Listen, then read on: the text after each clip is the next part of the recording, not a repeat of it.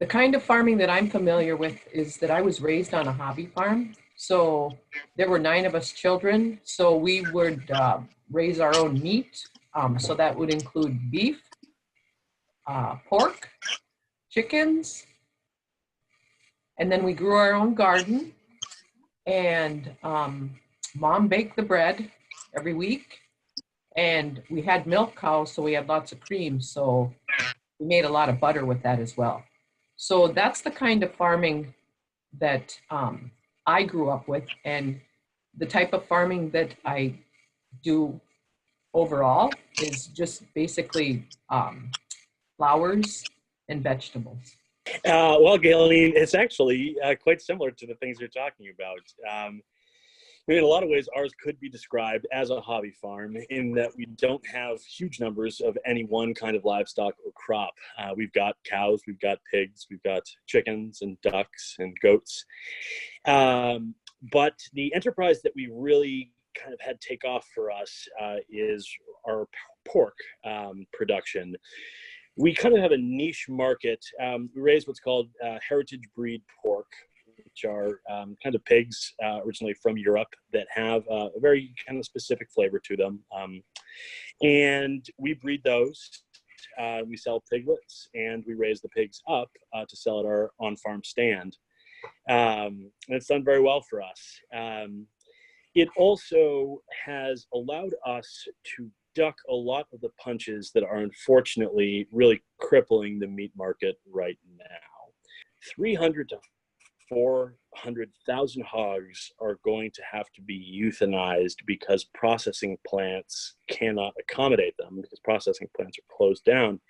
It gives you a sense of how huge this system is, that there are that many pigs at that stage for processing right now.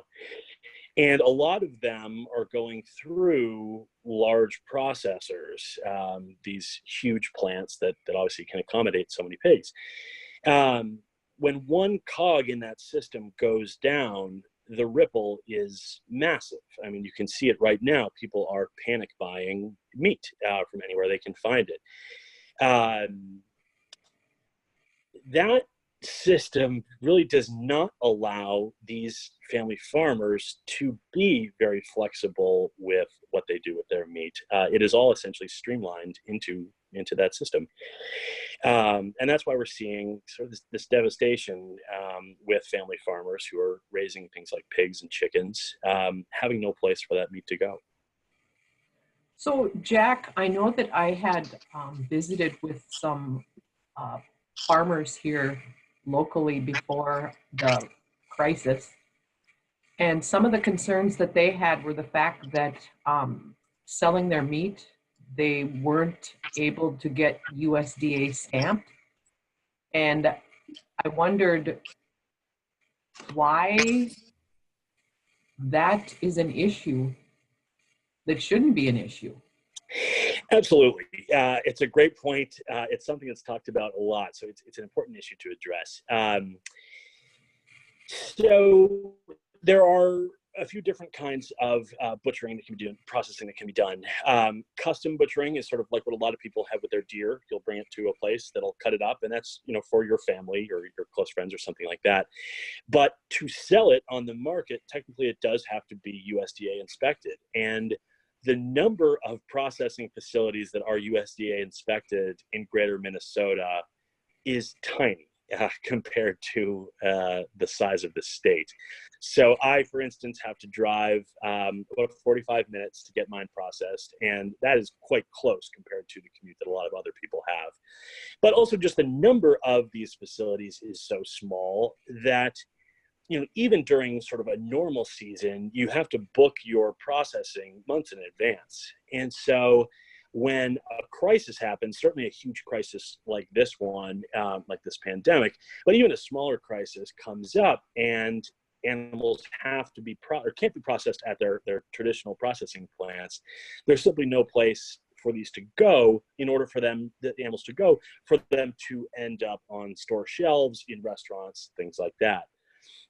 Basically, custom butchers, you know, which are the ones where you would get your deer, do much of the same work, only without government inspection. What a lot of farmers are saying is it would be great if there was some sort of step between those two, some sort of training that custom butchers could do to get a certain kind of certification for their establishment so that someone could have their meat processed there and then sell it direct to stores or sell it at a farm stand like we do here.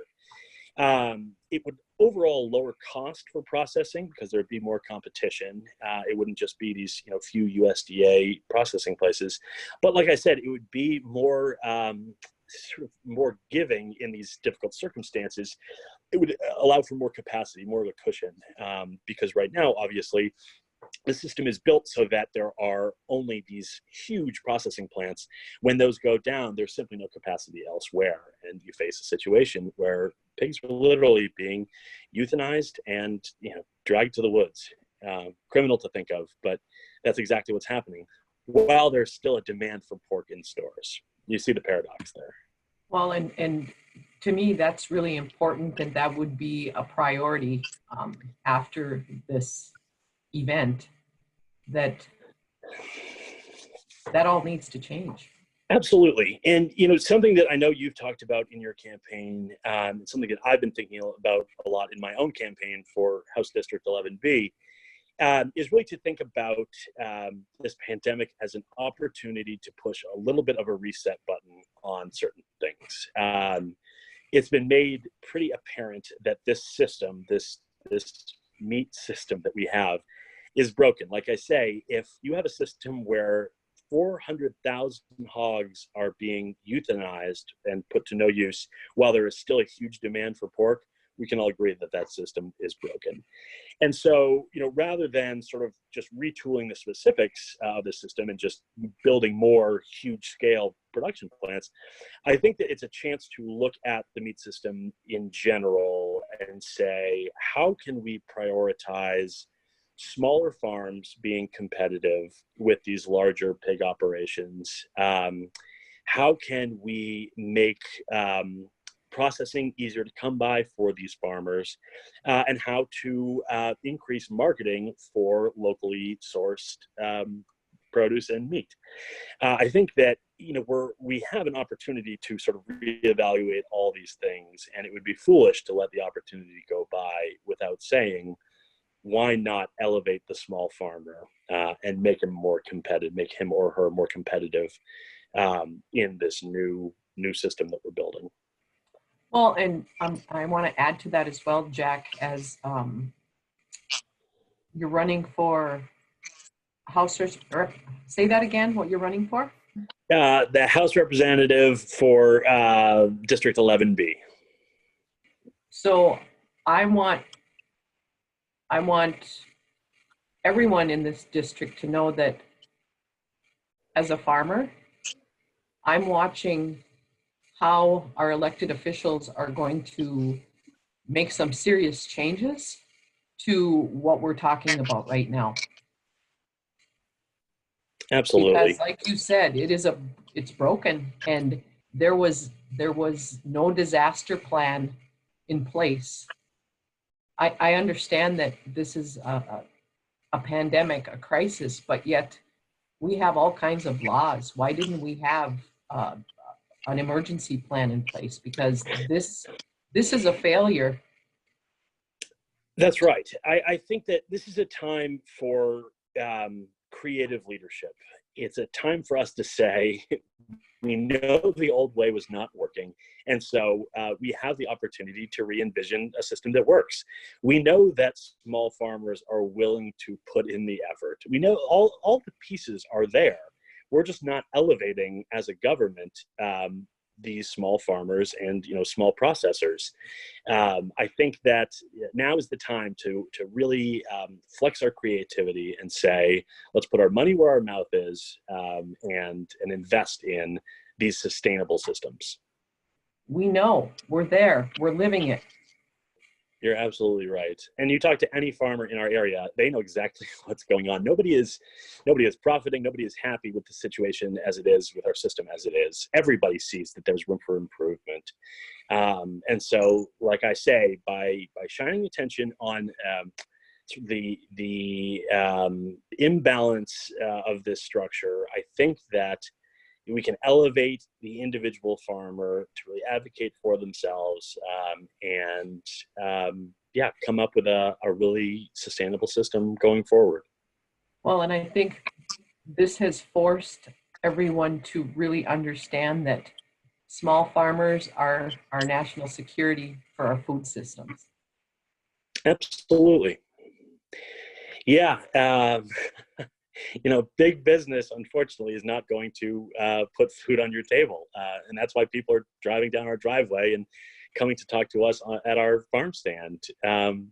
People are realizing now that if you want, food on your table, the best place to go is go talk to a farmer. Well, good quality, non loaded with chemical. That's right. Vegetables and meat.